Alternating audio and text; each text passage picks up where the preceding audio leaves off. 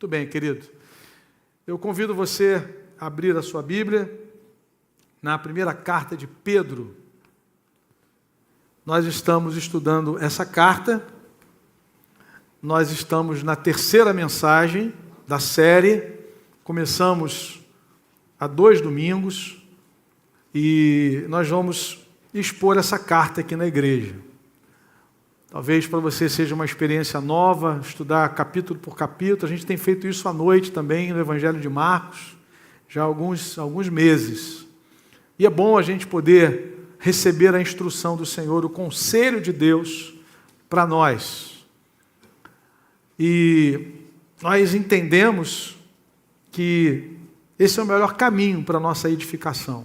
Sermos instruídos na palavra, na continuidade da reflexão da palavra de Deus. Eu quero convidá-lo, então, a abrir comigo na primeira carta de Pedro. Nós vamos ler do verso 1 até o verso 12, para nós nos situarmos melhor aqui na nossa exposição.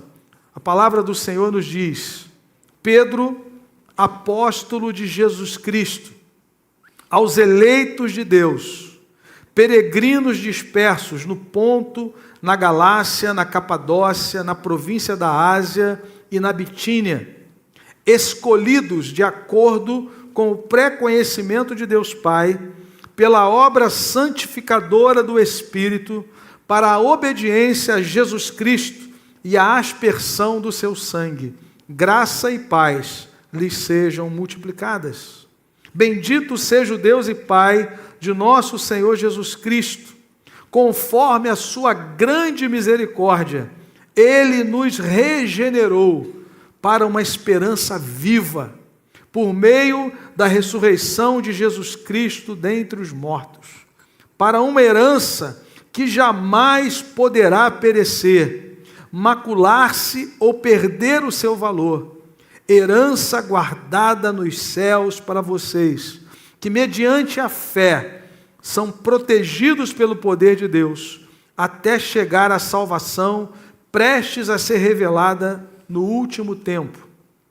Nisso vocês exultam, ainda que agora, por um pouco de tempo, devam ser entristecidos por todo tipo de provação. Assim acontece, para que fique comprovado que a fé que vocês têm, muito mais valiosa do que o ouro que perece, mesmo que refinado pelo fogo, é genuína e resultará em louvor, glória e honra, quando Jesus Cristo for revelado. Mesmo não o tendo visto, vocês o amam, e apesar de não o verem agora, creem nele e exultam com alegria indizível e gloriosa, pois vocês estão alcançando o alvo da sua fé, a salvação das suas almas. Foi a respeito dessa salvação que os profetas que falaram da graça destinada a vocês investigaram e examinaram, procurando saber o tempo e as circunstâncias para os quais apontava o Espírito de Cristo que neles estava, quando lhes predisse os sofrimentos de Cristo e as glórias que se seguiriam àqueles sofrimentos. A eles foi revelado que estavam ministrando não para si próprios, mas para vocês, quando falaram das coisas que agora lhes foram anunciadas por meio daqueles que lhes pregaram o Evangelho pelo Espírito Santo, enviado dos céus, coisas que até os anjos anseiam observar. Que o Senhor nos abençoe com a leitura da sua palavra. Amém, queridos? O tema geral da nossa série é Testemunha dos Sofrimentos e Coparticipantes da Glória. Pedro vai repetir essa ideia algumas vezes aqui nessa carta. E ele, como discípulo de Cristo, que foi chamado para andar com Jesus, Giovanni falou um pouquinho aqui da pescaria, daquele momento do encontro. Nós fizemos na primeira mensagem um pouquinho sobre a vida de Pedro como um pescador convertido a Cristo, depois um apóstolo e um presbítero já amadurecido, falando um pouquinho da nossa jornada de fé em Cristo Jesus. E ele então, teve essa experiência, chamado por Deus, e agora nessa carta, ele se coloca como testemunha dos sofrimentos de Cristo. Então é muito importante, irmãos, quando nós abrimos a palavra de Deus e lemos as cartas de Pedro, as cartas de João, nós estamos lendo o testemunho de pessoas que foram testemunhas oculares de Cristo, que não estão falando de algo que eles ouviram falar muito distante, mas que eles viram e ouviram. O presbítero Carlinhos falou hoje na reunião de oração, citou Atos capítulo 4, não podemos deixar de falar das coisas que vimos e ouvimos. Pedro, João, Tiago foram testemunhas oculares. Por isso que ele se apresenta como testemunha dos sofrimentos de Cristo e coparticipante da glória. Ele tem tanta certeza que vai participar da glória que há de ser revelada, que ele já se apresenta como testemunha da glória, coparticipante da glória futura.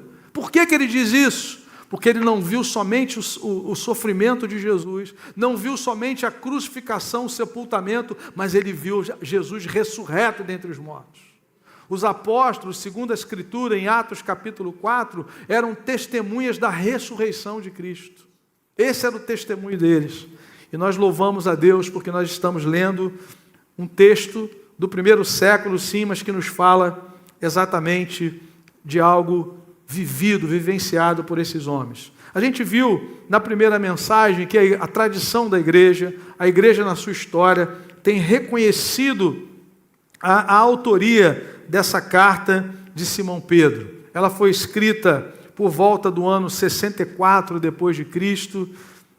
Ela foi escrita de Roma, uma linguagem figurada ali por conta de perseguição, usa a Babilônia, mas a gente sabe que a tradição afirma que ele estava em Roma por volta do ano 64, um pouco antes aí do aumento da perseguição nos dias de Nero. Então a igreja já estava vivendo esse tempo difícil. Então qual era a ideia? O que o Espírito Santo colocou na mente, no coração de Pedro ao escrever essa carta? Era preparar a igreja para reagirem adequadamente ao sofrimento e à oposição à luz da sua nova posição em Cristo. A questão não era se eles iam passar por adversidades, se eles iam passar por perseguição, mas quando. E não somente quando, mas qual seria a resposta da igreja? Qual é a nossa resposta diante do sofrimento, diante da provação, diante da tribulação, que são realidades inevitáveis? E aí, querido, talvez seja a nossa pergunta, se a nossa vocação como povo de Deus ela é celestial, por que nós sofremos aqui na história? A gente olha para esses irmãos, vidas, homens e mulheres que deram a sua vida pelo Evangelho, que receberam a mensagem da cruz, que se renderam a Cristo, que foram selados pelo Espírito Santo, que viveram dedicados ao Senhor. Por que é que nós enfrentamos isso? O próprio Senhor Jesus falou isso. Se o mundo vos odeia, vocês são bem-aventurados porque odiaram a mim primeiro. Por conta do nosso compromisso com Cristo, de nós vivemos a fé cristã no mundo que deu as costas para Deus. Nós vivemos em Cristo no mundo desconectado de Deus. Em algum momento isso vai trazer luta, conflito, adversidade, com cosmovisões diferentes, com perspectivas de vida diferentes. Então é isso que acontece. E sobretudo, irmãos, quando se aproxima da vinda do Senhor, nós vamos ver ainda mais a intensificação da perseguição. Quantos irmãos hoje nossos em Cristo, século 21, têm sido provados? Muitos deles têm entregue, selado o seu testemunho com a sua vida. Aliás, Atos capítulo 1, versículo 8, quando a Bíblia diz: recebereis poder ao descer sobre vós o Espírito Santo e vocês serão minhas testemunhas, a palavra ali é martíria, que traz que dá origem à palavra Marte. Um cristão, desde o primeiro século, ele sabe que ele pode selar o seu testemunho com a sua própria vida, com o seu próprio sangue. Faz parte. Talvez para nós aqui, no nosso contexto, isso ainda seja um pouco distante, mas não é algo a ser descartado. E obviamente que nós passamos outros tipos de provações, enfrentamos outros tipos de adversidades. E a palavra de Deus também está nos preparando para isso, nos alertando, nos fortalecendo, nos trazendo base. E é interessante, nessa primeira divisão da carta, que vai até o capítulo 2, verso 10, nós percebemos que Pedro está preparando os irmãos, trazendo um fundamento para eles olharem para as provações de uma maneira diferente, com a perspectiva da eternidade. Pedro vai apresentar aqui a grandeza da salvação, que foi exposto pelo pastor Érico semana passada, do verso 3 até o verso 9, ressaltando a grandeza da nossa herança.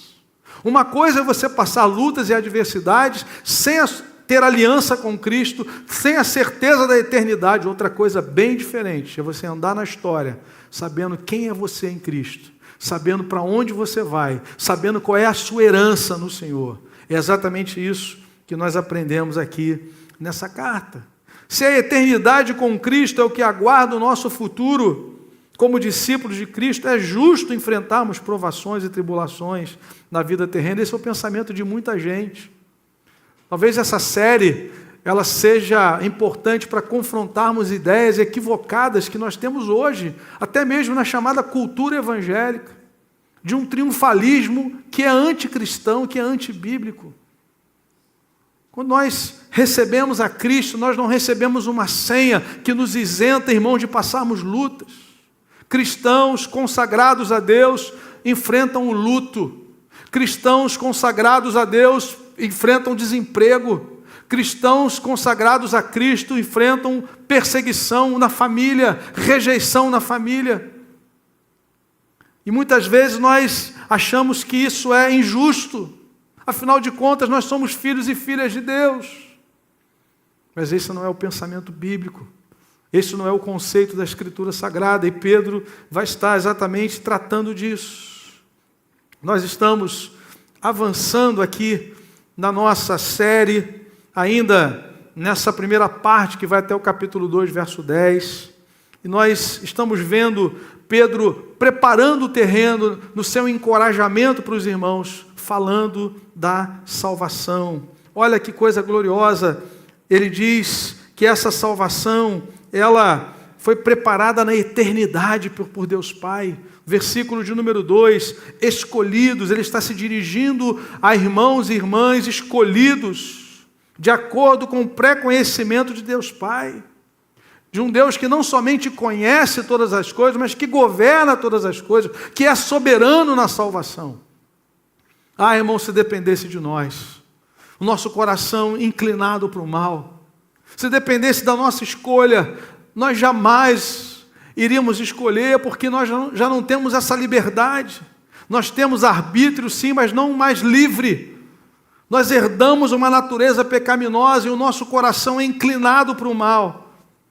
Jeremias usa a figura do leopardo, né, para falar das suas pintas. Será que ele poderia mudar a sua natureza? E ele vai aplicar isso a nós. Jeremias capítulo 13, versículo 23. Será que o etíope pode mudar a sua pele? Ou o leopardo as suas pintas? Assim também vocês são incapazes de fazer o bem, vocês que estão acostumados a praticar o mal. Jeremias 13, 23. Já há uma tendência do nosso coração. E aí, irmãos, se não fosse essa intervenção na eternidade da parte de Deus, nós nos perderíamos eternamente.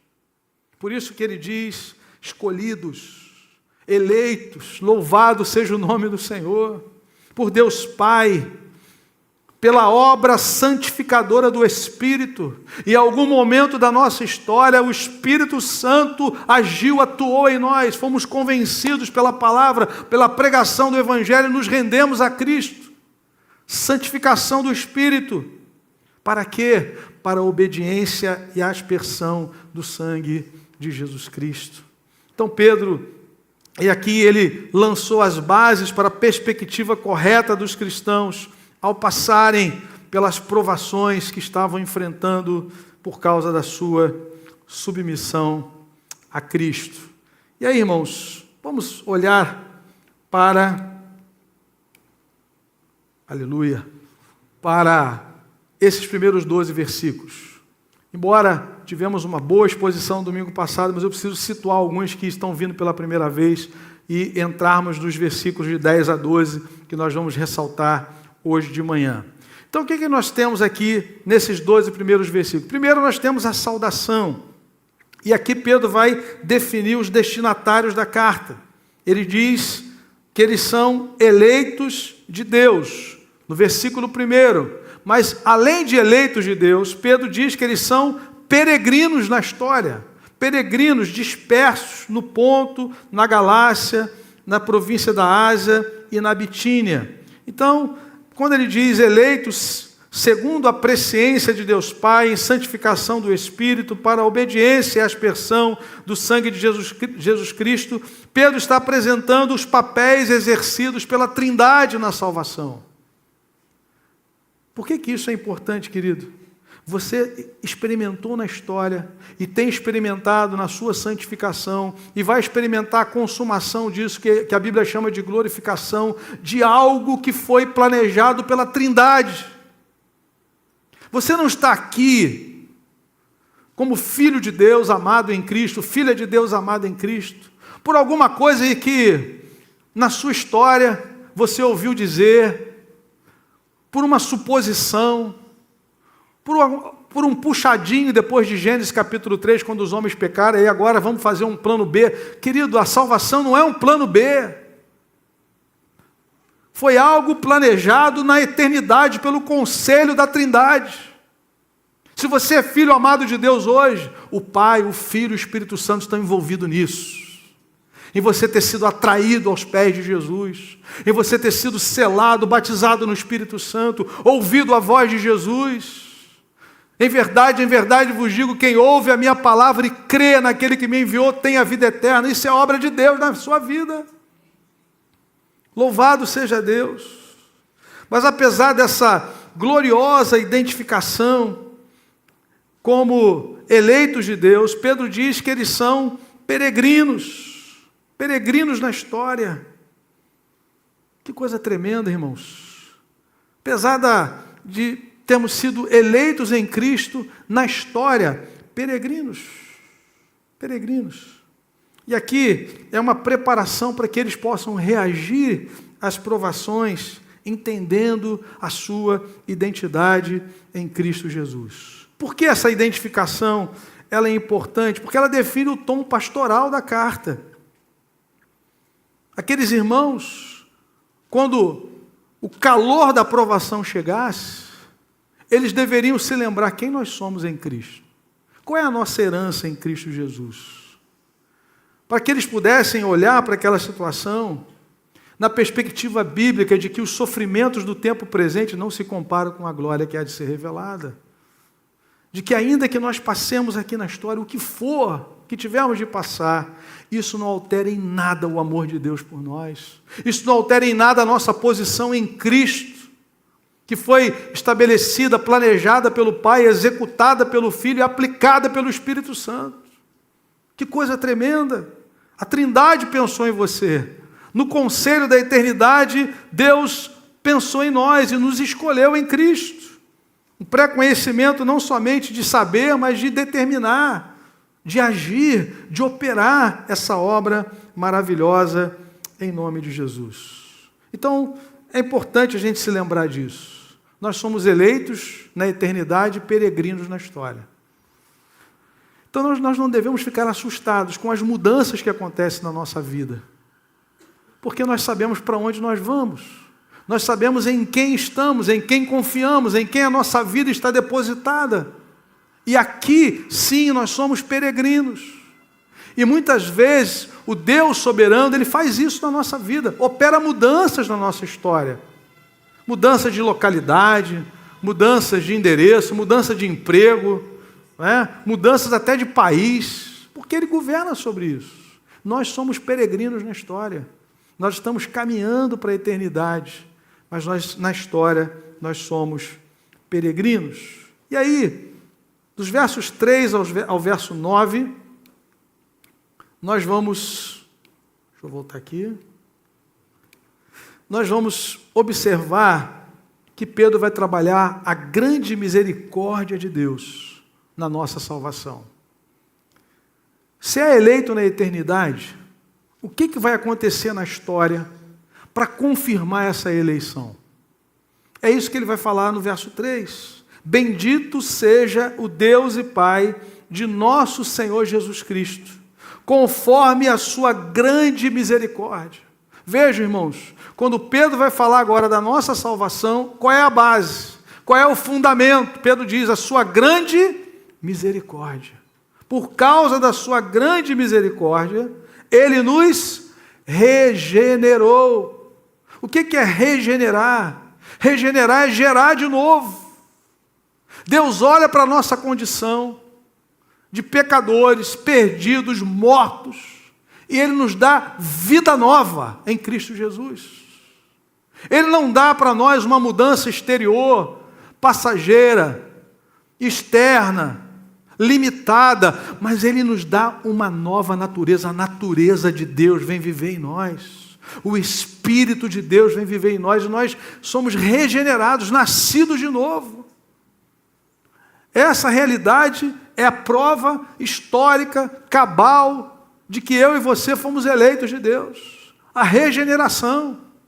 E em algum momento, aquele que foi escolhido por Deus, ele vai se render a Cristo. E é isso que Pedro está dizendo. Mas, querido, qual é a base? É a grande misericórdia de Deus. Por causa da sua grande misericórdia. Não uma misericórdia só, mas uma grande misericórdia. Você consegue enxergar isso? Porque, irmãos, ainda há resquícios no nosso coração de que nós temos uma participação importante na nossa salvação. A gente gosta, isso faz parte do coração humano. Não, eu contribuí. Meu irmão, você estava morto. Nem empréstimo bancário você consegue pegar mais. Você está morto. Seria cômico se não fosse trágico, né, irmão? Mas é o nosso país, é a verdade dos fatos. Você está morto. Você não consegue assinar um contrato de empréstimo. O seu coração está inclinado por mal, você não tem reação mais. Morto em delito, em pecado. Não, pastor, aí um dia eu acordei, falei assim, agora eu vou ser crente, agora deixa comigo, meu irmão. 3 famílias que eu tenho, né?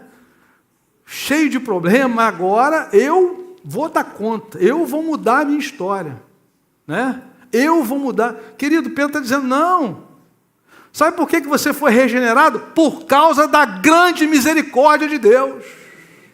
É por isso que nós cantamos nessa manhã, que nós agradecemos a Deus pela obra dele na minha e na sua vida.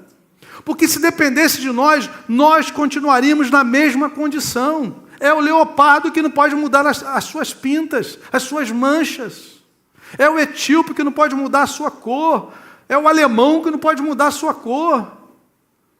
O coração já está inclinado para fazer o mal. Como é que agora, do nada, sem nenhuma ação externa, ele vai poder mudar o seu coração? Jesus falou assim, do coração do homem procede adultério, roubo, homicídio. Aí, de repente, ele tem uma mudança assim, sozinho. Não é isso que a Bíblia nos ensina, querido. A Bíblia vai nos dizer que essa escolha de Deus na eternidade, ela vai se manifestar na nossa regeneração na história. E em algum momento, você vai ser alcançado por essa graça bendita. E ele diz então, que nós fomos regenerados. Regenerados. De uma maneira poderosa. Regenerados para.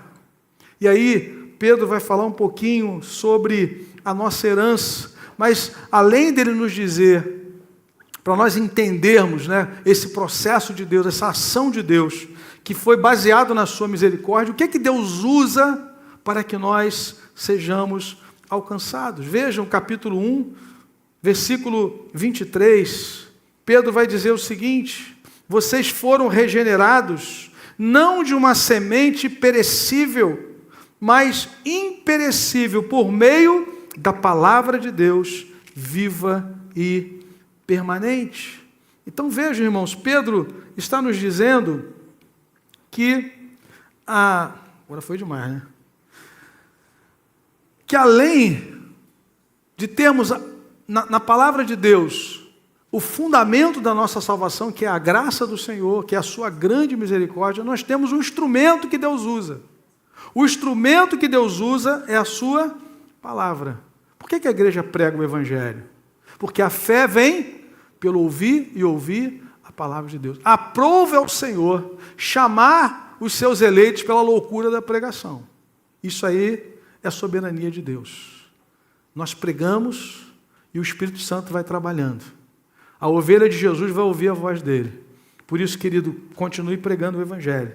Continue anunciando a boa notícia de salvação. E aí essa grande misericórdia, ela nos concede uma grande salvação. Vejam, querido, o tamanho da herança que nós recebemos, regenerados para, primeiro, uma esperança viva. Por que a nossa esperança é viva?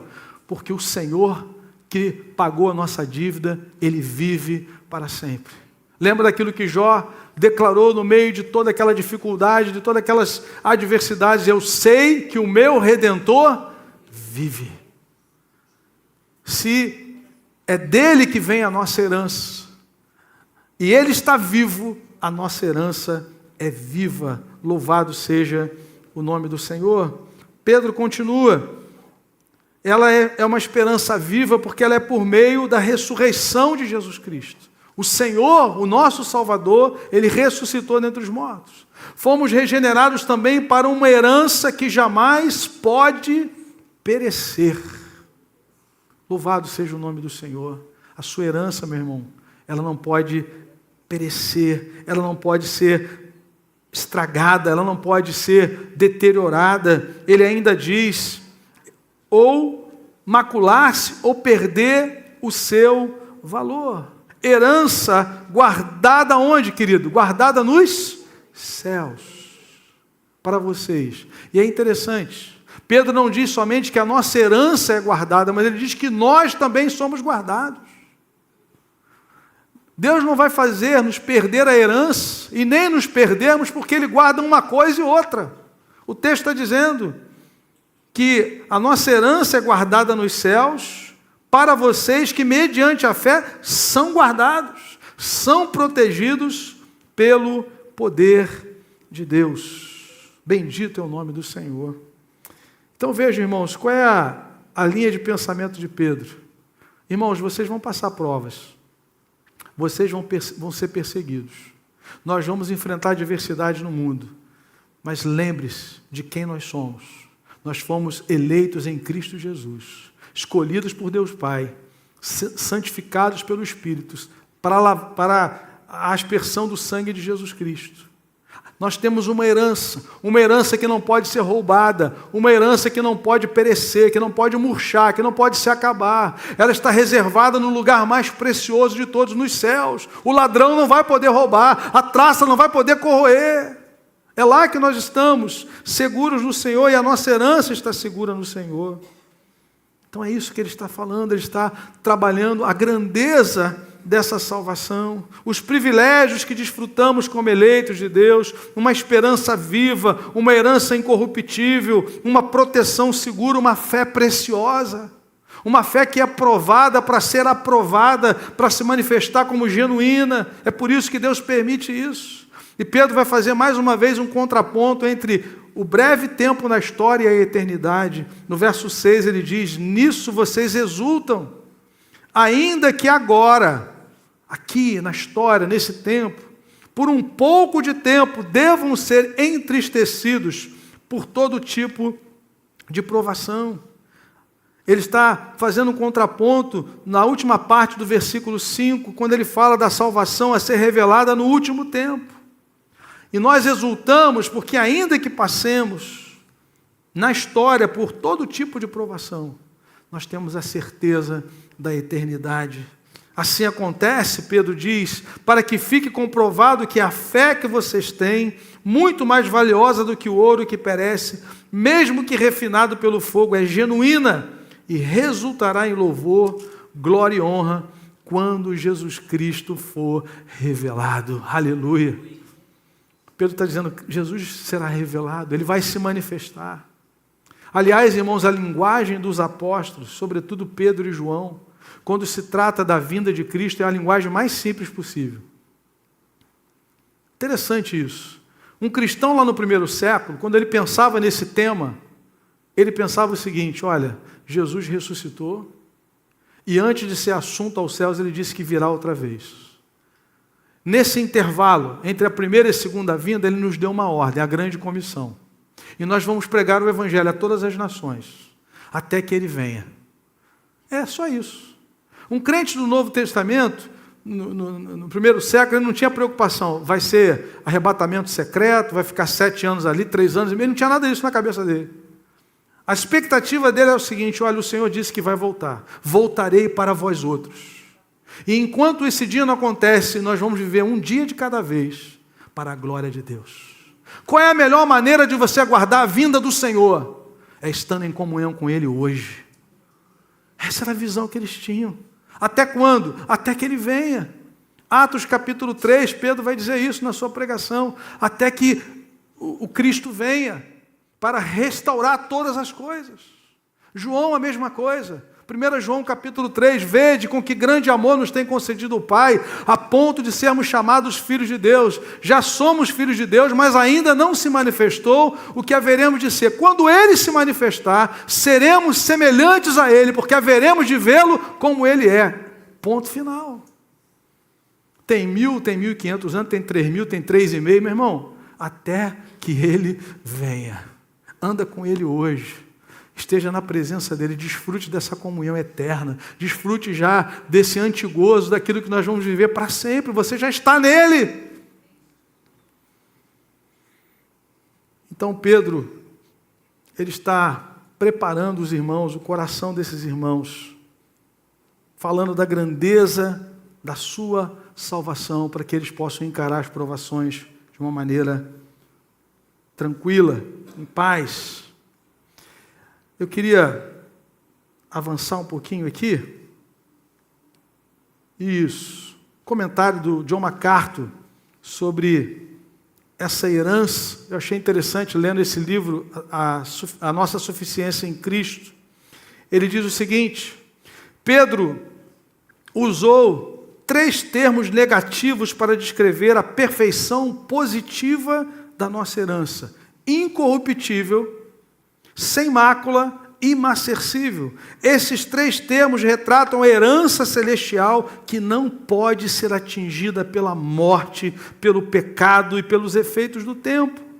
Levando-se em conta as influências do pecado que corrompem e condenam este mundo, é maravilhoso saber que a nossa herança em Cristo é eterna e jamais diminuirá. Aleluia! Tudo que a gente pensa em herança nesse mundo, a gente sabe que vai acabar. Não herdei uma casa maravilhosa, querida, essa casa vai se deteriorar. Vai precisar de reforma, vai precisar de pintura, vai ter mofo, vai ter vazamento. Pastor, que é isso? Meu irmão, não precisa nem ser profeta para dizer isso para você. O tempo vai corroendo as coisas. Aquele carro maravilhoso que você comprou, está pagando até hoje. O carro nem existe mais, o carnê continua. O carnê permanece para sempre, né? O carro já foi embora.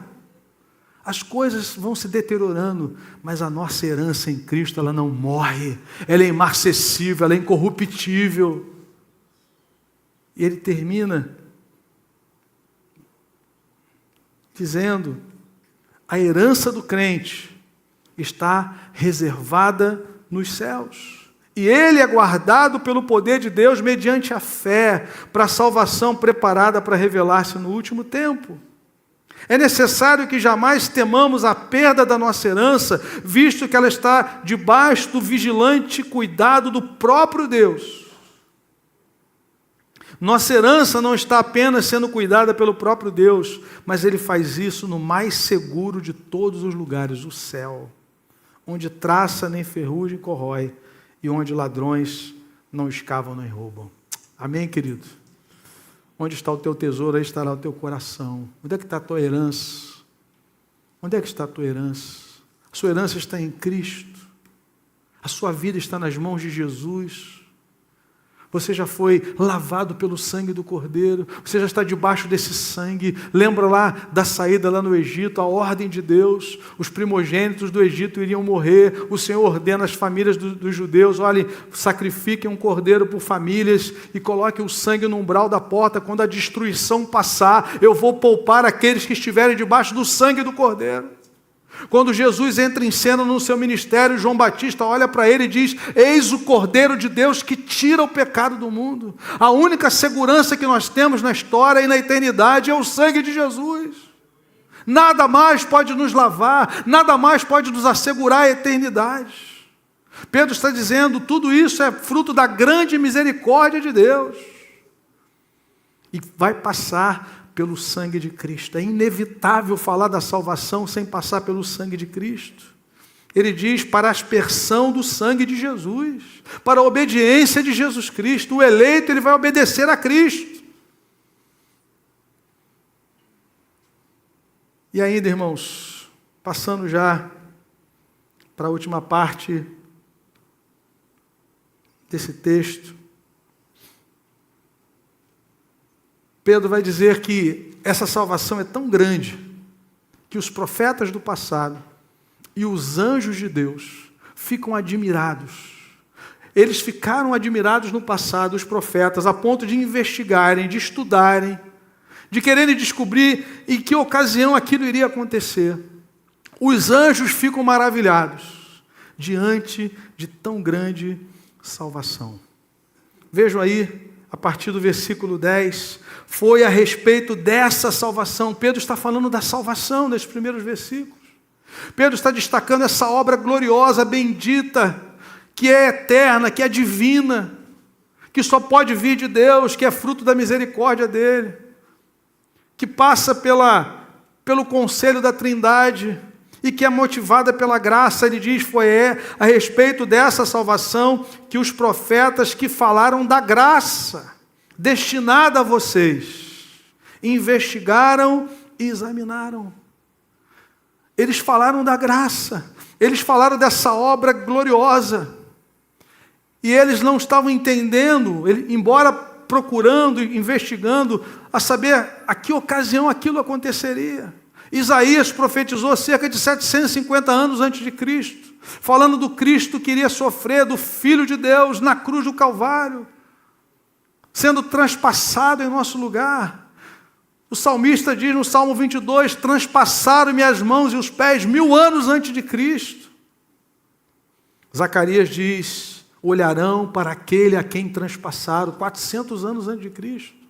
Eles falaram da graça, mas não sabiam muito bem em que tempo isso aconteceria. Pedro destaca aqui a expectativa da compreensão dessa gloriosa salvação por parte dos profetas e dos anjos. Qual é a relação dos profetas? Pedro diz, eles falaram da graça, destinada a vocês, destinada aos eleitos de Deus. E é interessante, querido, Pedro ressaltar o fundamento da salvação mais uma vez. Eles falaram a respeito da graça destinada a vocês. E não somente falaram, mas investigaram, diz o texto. Investigaram e examinaram, procurando saber o tempo e as circunstâncias para os quais o Espírito de Cristo que neles estava, quando lhes predisse. O que os profetas predisseram? E é interessante, querido, você guardar isso. Quando nós lemos as mensagens, profecias messiânicas no Antigo Testamento, elas têm duas ênfases. Primeiro, o sofrimento. Segundo, as glórias. Por isso, testemunha dos sofrimentos e co-participante da glória. Se você é um cristão, você é testemunha do sofrimento. Você vai experimentar na história, mas você também é co-participante da glória. Porque isso faz parte do ministério de Cristo.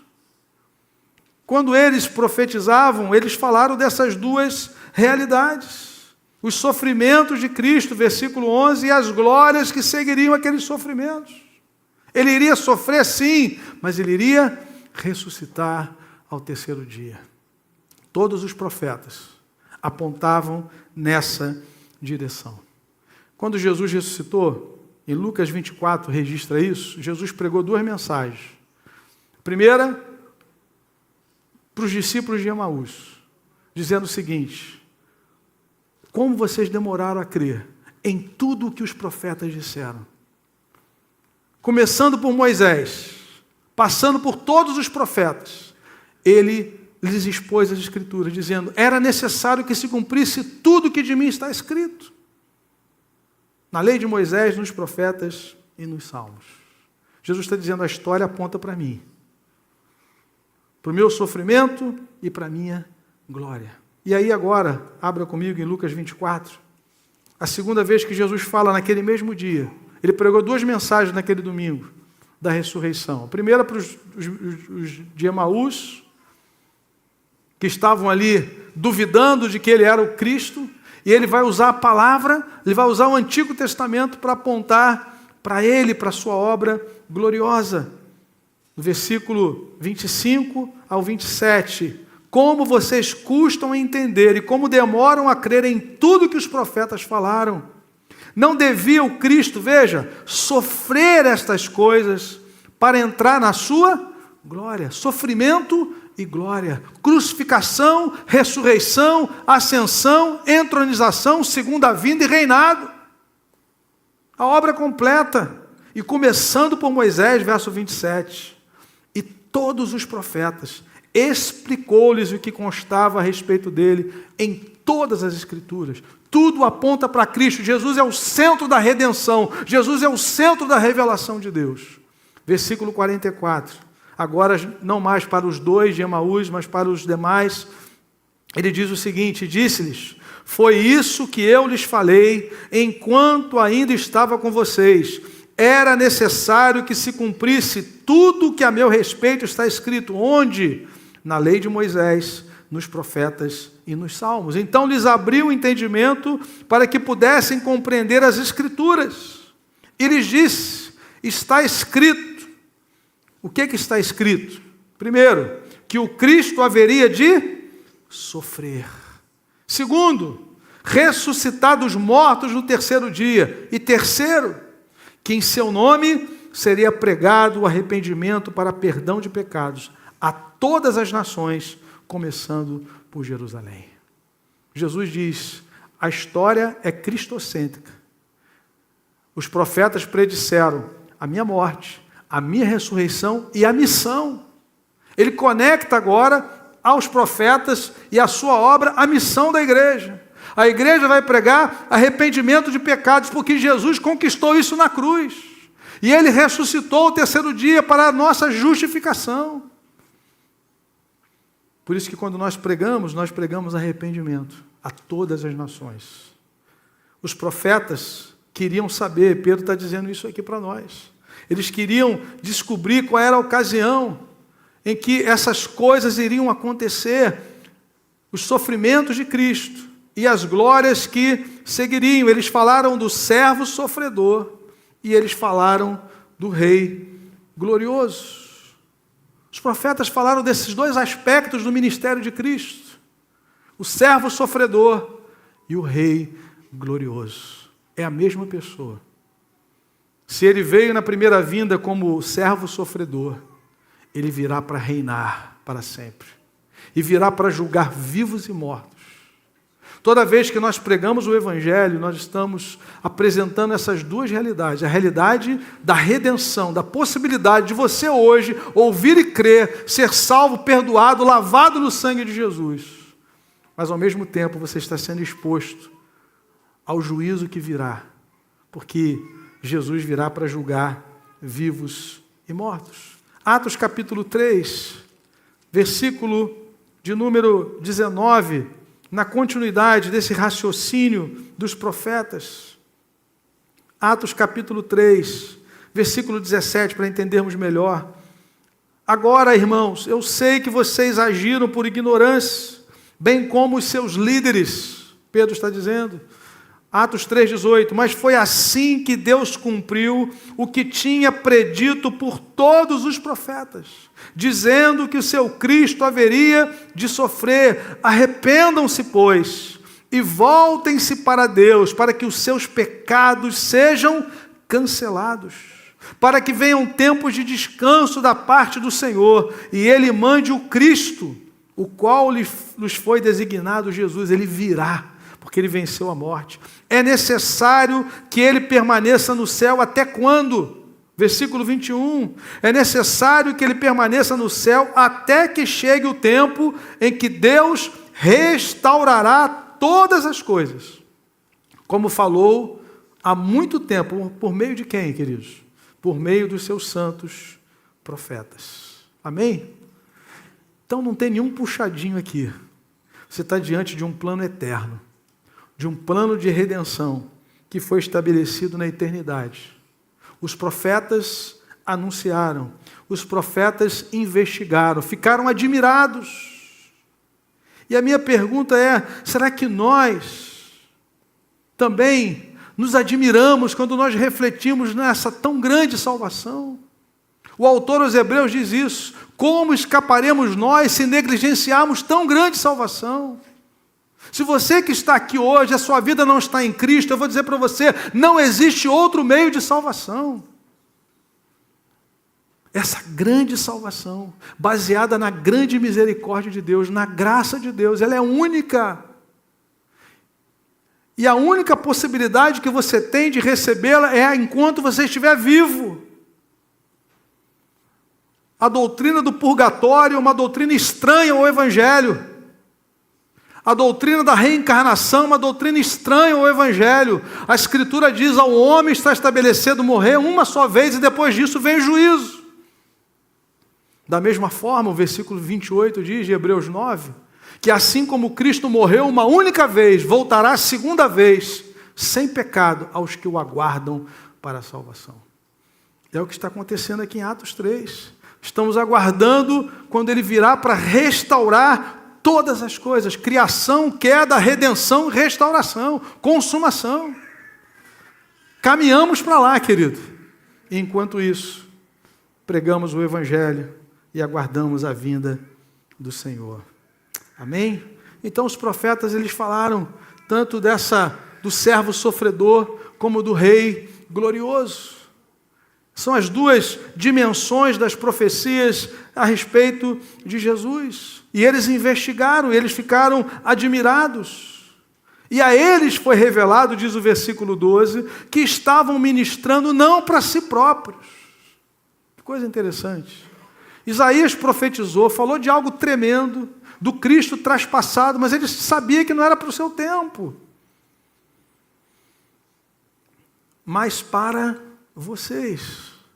A geração de Pedro, aquela geração do primeiro século, a partir dali, geração que pôde testemunhar, quando falaram das coisas que agora lhes foram anunciadas, por meio daqueles que lhes pregaram o Evangelho, pelo Espírito Santo enviado dos céus. Pedro está dizendo, os profetas falaram, Jesus falou, os apóstolos falaram, os mensageiros continuam falando, e hoje a igreja continua falando.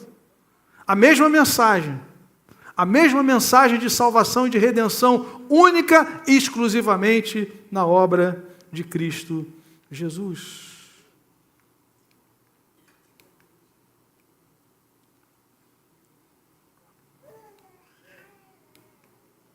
Eu queria, no próximo slide, destacar, irmãos, que esse é um ponto para nós importante. Essa mensagem, ela tem seguido adiante, é no slide anterior, mas pode deixar aí. Ela tem seguido adiante. Os profetas falaram. Pedro está dizendo aqui que aqueles que receberam o Espírito Santo também falaram. Aqueles que pregaram o Evangelho pelo Espírito Santo a partir do Pentecostes falaram. A igreja tem pregado. Mas a nossa geração está aqui com essa mesma mensagem gloriosa. Será que nós temos tido esse cuidado de testemunhar, de levar a importância dessa mensagem, uma mensagem única de redenção? Para um mundo doente, para um mundo caído, só há um remédio, que é Cristo Jesus. E nós temos a palavra, querido, no coração, na boca, na mente. E nós precisamos ser fiéis a Deus. fazer como os profetas fizeram, investigaram, estudaram, se maravilharam, ficaram admirados, e não só os profetas, os anjos também. O texto diz aí na última parte, coisas que os anjos anseiam observar. Os anjos anseiam contemplar essa maravilha. Na NVI diz coisas que os anjos anseiam observar, na Nova Almeida diz coisas que os anjos desejam contemplar. E nós não temos, talvez aqui, um aprofundamento dessa verdade, desse anseio dos anjos, mas Paulo, em Efésios capítulo 3, ele vai ampliar um pouquinho essa visão e dizer que a igreja é um testemunho para os anjos, para os principados e potestades. Efésios capítulo 3, Paulo diz, a partir do versículo de número 8, Efésios capítulo 3, ele diz o seguinte: embora eu seja o menor dos menores de todos os santos, foi-me concedida essa graça de anunciar aos gentios as insondáveis riquezas de Cristo e esclarecer a todos a administração desse mistério que durante as épocas passadas foi mantido oculto em Deus, que criou todas as coisas. A intenção dessa graça era que agora, mediante a igreja, a multiforme sabedoria de Deus se tornasse conhecida dos poderes e autoridades nas regiões celestiais, de acordo com o seu eterno plano que ele realizou em Cristo Jesus, nosso Senhor. Paulo está dizendo que os anjos testemunham a grandeza da obra de Deus na igreja. A multiforme sabedoria de Deus, de juntar um povo, de salvar um povo para si, judeus e gentios num só corpo, é um testemunho, é um sermão cósmico, podemos dizer assim. Os anjos ficam admirados, diz a Escritura Sagrada. Os profetas investigaram tão grande salvação, que nós possamos, amados irmãos, celebrar isso na presença de Deus, que nós possamos glorificar o nome do Senhor, caminhando já para a conclusão dessa reflexão, ao tratar da grandiosa salvação de Deus, preparada na eternidade para os seus eleitos, manifestada na história pelo sangue de Cristo na cruz, aplicada pelo Espírito na regeneração dos verdadeiros cristãos, Pedro estava lançando as bases para a perspectiva correta dos cristãos, ao passarem pelas provações que estavam enfrentando por causa da sua submissão a Cristo. Quem é você em Cristo Jesus? Qual é a sua identidade? Qual é a sua herança? É isso que Pedro estava trabalhando na vida daqueles irmãos. Não estranhem o fogo da provação, ele vai dizer mais adiante. Não caminhem na história como gentios, né? Agora vem as exortações, as aplicações práticas, né? A gente vai ver mais adiante. Porque havia uma tentação de você pensar, puxa vida, eu sou eleito de Deus, mas eu estou sendo perseguido na história, como é que eu vou viver agora? Será que eu vou baixar a guarda ou não? E Pedro então vai continuar exortando na segunda parte da carta, insisto, amados, que como peregrinos e estrangeiros, 2:11, que se abstenham dos desejos carnais, que guerreiam contra a alma, vivam de uma maneira exemplar, ele vai estimular o bom testemunho, por conta da pressão que se acendia contra eles, por conta das tentações, das provações, gente perdendo bens confiscados, sendo expulso de casa, expulso da família. Pedro diz, mantenham-se firmes, porque a herança de vocês está guardada nos céus. O nome de vocês está escrito no livro da vida, diz a palavra do Senhor. Nem o ladrão pode roubar, nem a traça pode corroer aquilo que nós temos em Cristo, que foi conquistado no sangue do Cordeiro. Ele triunfou na sua ressurreição. Ele enviou o Espírito Santo que habita em nós, e nós caminhamos para a eternidade na história, no mundo desconectado de Deus. E somos como luzeiros desse mundo, para a glória do Senhor. Amém? 2 aplicações, queridos. A primeira delas, você reconhece que só pode ser salvo pela grande misericórdia de Deus, manifestada no sangue de Cristo, ou acredita que os seus méritos o podem garantir a salvação eterna. Irmãos, nós vivemos num país com herança religiosa muito forte, que nos ensinou por muito tempo que nós somos participantes da salvação, somos coparticipantes. Há uma máxima no catolicismo que diz o seguinte: domingo sem missa, semana sem graça, porque Cristo morre em toda celebração. Eu cresci ouvindo isso.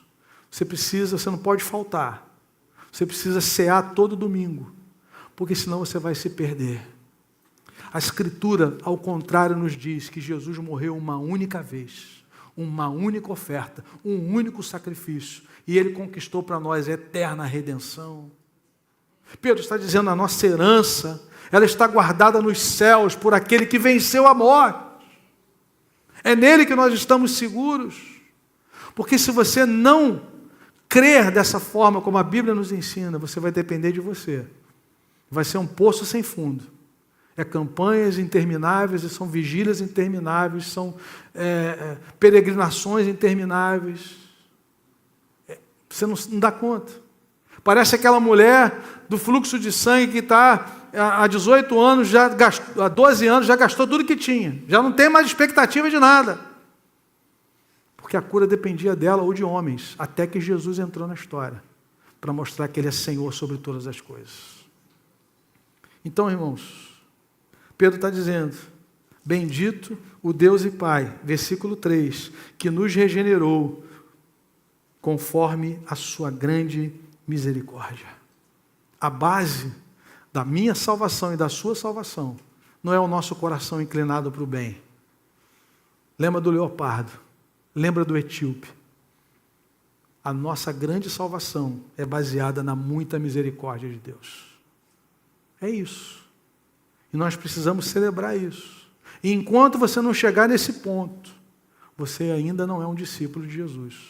Se você achar que você pode, por suas boas obras, herdar a vida eterna, Deus desperdiçou a vinda de Cristo, o sacrifício do seu Filho.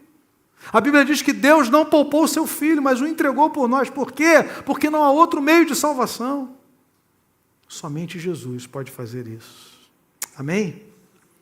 E a segunda aplicação: os profetas testemunharam, outros discípulos de Cristo pregaram o evangelho da salvação pelo Espírito enviado aos céus. E quanto a nós cremos que todos os discípulos de Cristo são testemunhas de Jesus enviados ao mundo. Assim como o Pai me enviou, eu também vos envio. Quantas pessoas, querido, que você conhece que ainda estão tentando se auto-salvar? Quantas pessoas você conhece que estão apavoradas, que têm medo da morte, que têm medo do inferno, que têm medo da segunda vinda de Cristo, que têm dúvidas? Essas dúvidas só são dissipadas pela fé em Jesus, quando a nossa fé descansa tão somente em Cristo. A fé salvadora que a Bíblia apresenta não é a fé da crendice, não é a fé da ferradura na porta, não é a fé da vassoura atrás da porta, não é a fé do sal grosso. Sal grosso aqui na igreja é só para churrasco, para mais nada serve, né? A fé salvadora é aquela que nos faz depositar a confiança exclusivamente no sangue de Jesus. O sangue de Jesus nos lava de todo pecado. Se você não está seguro nesse sangue, se refugie nele nessa manhã, em nome de Jesus. Curva a sua cabeça, feche seus olhos, vamos orar. Eu quero orar por você que está aqui, que talvez tenha dúvidas sobre a sua salvação. Pedro nos fala de uma herança bendita, eterna, gloriosa, sem mácula, que não pode ser roubada. Ele está falando da salvação em Cristo. Você já foi salvo por Jesus. Você tem certeza de que Jesus Cristo é o seu único, suficiente e eterno Salvador. Você já foi refugiado nesse sangue. Eu quero orar por você. A igreja está em oração, por favor, nesse momento. Clame ao Senhor. Porque há vidas nessa manhã que precisam tomar essa decisão, a decisão mais importante, porque ela não diz respeito somente a essa vida, mas é uma decisão para a eternidade. E eu quero orar por você que está aqui nessa manhã. Você que gostaria de dizer, Senhor, eu preciso ser salvo. Eu preciso ser salvo. Eu creio que Jesus morreu em meu lugar, que ressuscitou ao terceiro dia, para que eu possa ser filho de Deus e filha de Deus. Eu entrego a minha vida a Cristo nessa manhã. Onde você está? Se há alguém que gostaria de tomar essa decisão hoje por Cristo, fique de pé no seu lugar, ou erga uma de suas mãos, eu quero orar por você. Alguém nessa manhã que gostaria de dizer, Senhor Jesus, eu te recebo como meu Salvador e Senhor. Onde você está? Se o Espírito Santo tem falado ao seu coração, eu quero orar pela sua vida. Fique de pé aí no seu lugar, se você deseja, eu quero orar por você. Alguém nessa manhã? Nós estamos encerrando o culto, mas eu quero orar por vidas que gostariam de se render a Cristo hoje, pela fé. Se você deseja, fique de pé no seu lugar, ou erga uma de suas mãos em sinal para nós orarmos por você. Muito bem, querido, feche seus olhos, vamos orar. Senhor amado, nós te bendizemos, nós te glorificamos, te louvamos por essa herança incorruptível, Senhor, sem mácula. Te louvamos, Pai, por essa viva esperança. Te louvamos, Senhor, pela eternidade assegurada na Tua presença. Tudo isso fruto da Tua grande misericórdia e da Tua graça, Senhor. Louvado seja o Teu nome. Obrigado por pertencermos a Cristo, Senhor. Obrigado, Senhor, por termos sido alcançados pelo Teu Espírito, pelo Teu Evangelho. E que nós possamos, ó Pai, ao sairmos daqui, saímos com a consciência de que somos testemunhas da salvação, que somos testemunhas da ressurreição, que somos testemunhas do Senhor na história, para a glória do Teu nome. Que o Senhor continue nos usando até aquele dia que estaremos face a face com o Senhor. Muito obrigado, Senhor, pelas promessas que nós podemos guardar na vida, Senhor Deus, na mente, no coração, e vivemos na expectativa da eternidade, em nome de Jesus. Amém. Glória a Deus.